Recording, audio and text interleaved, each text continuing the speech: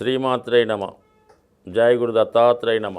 ఈ వీడియోలో మనం మిథున రాశి వారికి డిసెంబర్ 8వ తారీఖు నుంచి 14వ తారీఖు మధ్యలో జరగబోయే వార ఫలాలు పరిశీలిద్దాం. మరి మిథున రాశి వారికి ప్రస్తుత గ్రహస్థితిలో 3 గ్రహాలు వక్రగమనం పొందడం జరిగింది. ముఖ్యంగా రాశ్యాధిపతిగా ఉన్నటువంటి బుధుడు వక్రగమనం పొంది 6వ స్థానమైనటువంటి విజయస్థానంలో రవితో కలిసి సంచరించడం జరుగుతుంది. ఈ కారణం వల్ల జాతకుడికి శత్రువులపై విజయం, ఇంటర్వ్యూలో సక్సెస్సు, అనారోగ్య సమస్యలు ఉన్నవాళ్ళు దాని నుంచి బయటపడే విధంగా ఈ బుధాదిత్య యోగ ప్రభావం చూపిస్తోంది.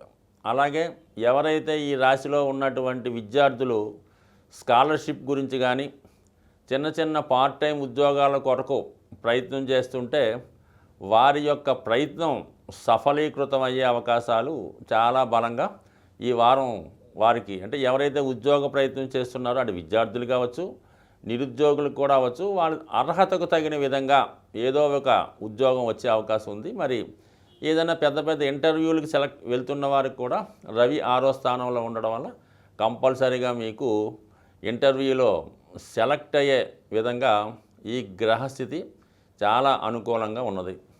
అలాగే ముఖ్యంగా ఎవరైతే రుణం కొరకు ప్రయత్నం చేస్తున్నారో, ముఖ్యంగా ఏదైనా సొంత గృహం కానీ ఇంటికి కావాల్సినటువంటి స్థలం కానీ కొనుక్కునే వారికి, అలాగే విదేశ విద్యల కొరకు కానీ ఏదైనా ఫ్యూచర్లో వాళ్ళు ఈ పరీక్ష ఫీజులు కట్టడానికి రుణ ప్రయత్నం చేస్తుంటే అది మీకు ప్రభుత్వ రంగ సంస్థల ద్వారా రుణ ప్రయత్నం ఫలించే అవకాశం ఉంది. తద్వారా మీరు ఎంతో కాలంగా ఎదురు చూస్తున్నటువంటి మీ యొక్క ఆర్థిక సమస్య వల్ల ఏ పనులైతే ఆగిపోతున్నాయో అవి ఫుల్ఫిల్ అయ్యి మీ యొక్క సమయానికి ధనం రావడం వల్ల అది స్థిరాస్తి కొనే విషయంలో కానీ, రుణం తీర్చే విషయంలో కానీ, విద్యార్థులకి పరీక్ష ఫీజు కట్టే విషయంలో కానీ, ఈవెన్ ఫైనల్గా మెడికల్, కొంతమంది ఏంటంటే ఏదో ఆపరేషన్ సర్జరీకి చాలా ఎక్కువ మొత్తంలో డబ్బు పోగు చేయవలసి ఉంటుంది. అటువంటి వారికి కూడా మరి ప్రభుత్వ సహకారంతో, ప్రభుత్వ బ్యాంకుల సహకారంతో మీ వైద్య సంబంధించినటువంటి ఖర్చులకు కూడా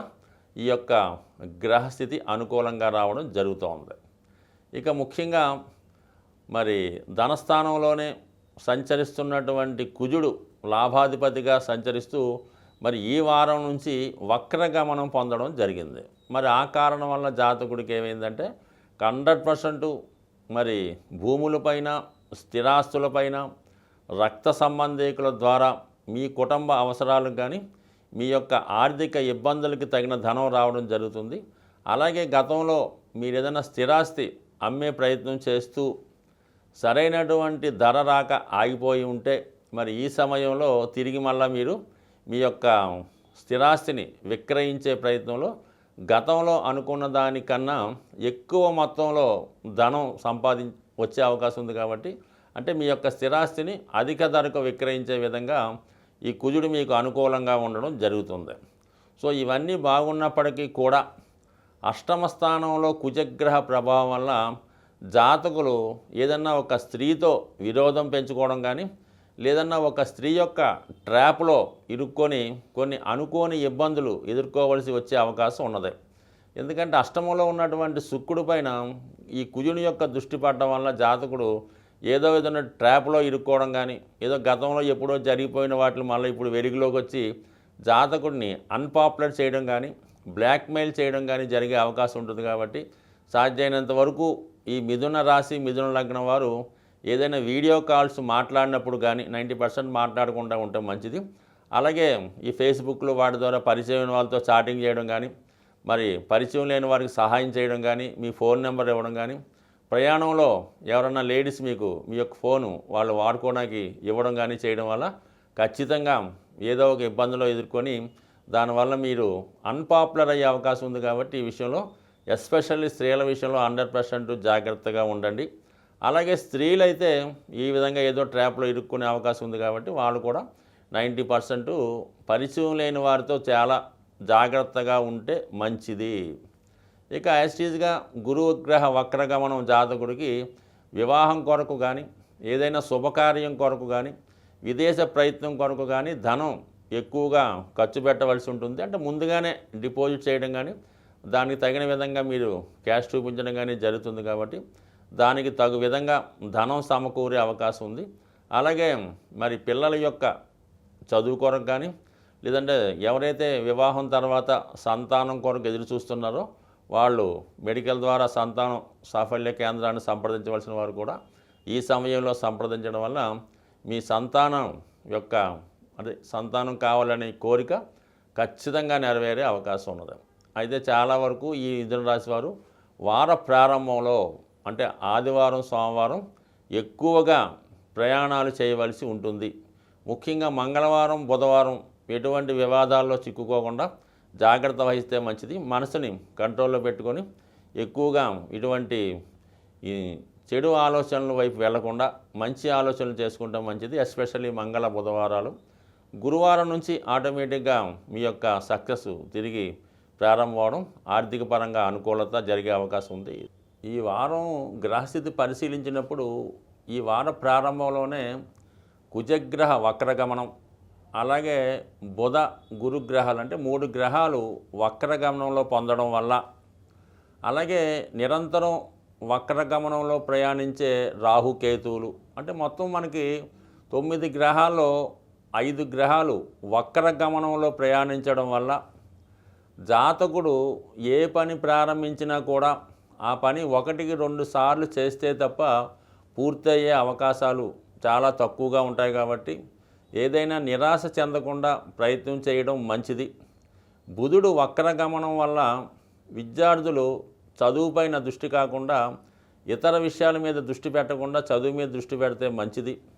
సో ఏదైనా ఈ వారం జాతకుడు కుజుని యొక్క అనుగ్రహం కోసం అంటే ఇది అన్ని రాశుల వారికి సహకరిస్తుంది కాబట్టి ఏ రాశి వారైనా కుజుడు వక్రగమనం పొందడం వలన ప్రతి ఒక్కరిలో కూడా ఆవేశం కోపం ఎక్కువ రావడం వలన ఎక్కువగా భార్యాభర్తల మధ్య అన్నదమ్ముల మధ్య ఘర్షణ కారణం అవుతుంటుంది. కాబట్టి ప్రతి ఒక్కరూ కూడా మరి రాబోయే 81 రోజులు ఈ కుజుడు వక్రగమనంలో ఉండడం జరుగుతుంది. సుమారుగా మనకి డిసెంబర్ 7వ తారీఖు నుంచి మరి ఈ సమయంలో ముఖ్యంగా ఏంటంటే మరి భూమికి సంబంధించిన తగాదాలు, బాకీలు అంటే వడ్డీ వ్యాపారం చేస్తున్న వాళ్ళు, అప్పులు ఇచ్చుకొని తీసుకున్న వాళ్ళు ఈ కట్టలేకో తీయలేకో వసూలు చేయలేకో మొత్తం వాళ్ళ మధ్య ఇబ్బందులు, రియల్ ఎస్టేట్ వ్యాపారం చేస్తున్న వాళ్ళకి ఏంటంటే వాళ్ళు ఇంకా రేటు వస్తుందని ఆశపడి అమ్మకపోవడం, ఈ విధంగా ఆ వ్యాపారస్తులకు చికాకులు వచ్చే అవకాశం ఉంటుంది మొత్తం మీద. కాబట్టి ప్రతి ఒక్కరూ కూడా ఈ సమయంలో కుజగ్రహ అనుగ్రహం తప్పనిసరిగా ఉండాలి. ఎందుకంటే భార్యాభర్తలు గొడవలు రావచ్చు, మరి సంతానం కలిగే విషయంలో ఇబ్బందులు రావచ్చు, అలాగే రుణదాతల ఒత్తిడి ఎక్కువ అవ్వచ్చు. ఈ కారణాల వల్ల ప్రతి ఒక్కరు కూడా వీలైతే మంగళవారం రోజు ఎవరి ఇష్టదైవం అనుకోవడం కన్నా మంగళవారం రోజు సుబ్రహ్మణ్య స్వామి లేదా ఆంజనేయ స్వామిని దర్శించుకోవడం వల్ల కుజుని యొక్క అనుగ్రహం మీకు సంపూర్ణంగా రావడం జరుగుతూ ఉంటుందన్నమాట. దానివల్ల ఏంటంటే మీరు ఈ కుజుడు ఎప్పుడైతే మీకు అనుగ్రహించాడో జాతకుడికి ధైర్యంతో సాహసంతో ముందుకు వెళ్తాడు. భూములు స్థిరాస్తి సంబంధించిన వ్యవహారాలు కలిసి వస్తాయి. అంటే జాతకుడికి ముందుగానే వాళ్ళకి ఏ పని కావాలన్నా ధైర్యంగా అడగగలడు, చేసేవాళ్ళు కూడా చేసే అవకాశం ఉంది. కాబట్టి సాధ్యమైనంత వరకు ప్రతి రాశివారు కూడా కుజుని యొక్క అనుగ్రహం కోసం సుబ్రహ్మణ్య స్వామి ఆంజనేయ స్వామిని ఆరాధించండి. మరి ఈ మధ్యకాలంలో విపరీతంగా మనకి తమిళనాడు ఉభయ ఆంధ్రప్రదేశ్లో ఏ పని జరగాలన్నా మరి కరుంగలి మాల అంటే ఇవి చాలా వరకు ఈ సిటీలో హైదరాబాదు లేదంటే తమిళనాడులో ఎక్కువ దొరుకుతాయి. కాబట్టి మరి వీలైన వాళ్ళు ఒరిజినల్గా అంటే పెద్ద ఖరీదు ఉండదు అది, మరి అక్కడ మనకి అది దొరికే చోట సుబ్రహ్మణ్య స్వామి టెంపుల్లో 800-1000 రూపాయలు అటు ఇటుగా అమ్ముతూ ఉంటారు. ఒక 1500 రూపాయలు పెట్టుకుంటే మంచి ఒరిజినల్ కరుంగని మాల ధరించడం వల్ల నేను చాలామందిని చూశాను. చాలామంది నేను ఇచ్చిన వాళ్ళు కూడా 1500 ఈ రోజుల్లో పెద్ద అమౌంట్ కాదు. అది ధరించడం వల్ల ముఖ్యంగా కుజుని యొక్క అనుగ్రహంతో రుణ సమస్యలు సాల్వ్ అవుతాయి, విజయ అవకాశాలు పెరుగుతాయి, భూములు వ్యవసాయం చేస్తున్న వాళ్ళకి అనుకూలంగా ఉంటుంది, కొంత ధైర్యం రావడం జరుగుతుంటుంది. అంటే ప్రయత్నం లేనిదే ఏ పని జరగదు. కేవలం ఉంగరం పెట్టుకున్నాం కరుంగలీమాలు ధరించామన్నంత మాత్రాన వాళ్ళకేమీ స్పెషల్గా వాళ్ళ మీద ఒక ముద్రైరు, వాళ్ళకి ప్రత్యేక అవకాశాలు అయితే ఏమీ రావు.